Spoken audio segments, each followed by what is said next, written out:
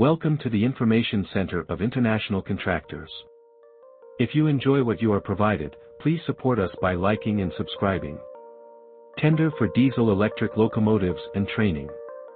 The Uganda Railways Corporation, URC, has announced an invitation for bids for the supply and commissioning of 10 new diesel-electric locomotives, along with training for maintenance and operation personnel.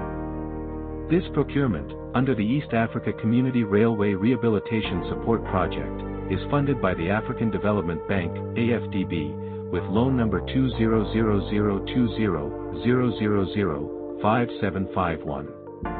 The project focuses on the refurbishment of the Kampala-Malaba meter gauge railway line.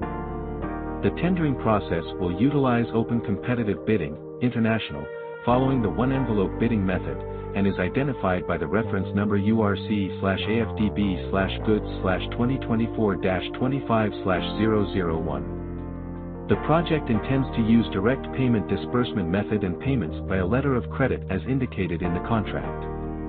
Interested eligible bidders are invited to submit sealed bids for the supply and commissioning of 10 diesel-electric locomotives, along with training at URC Nalokalongo Railways workshops in Kampala.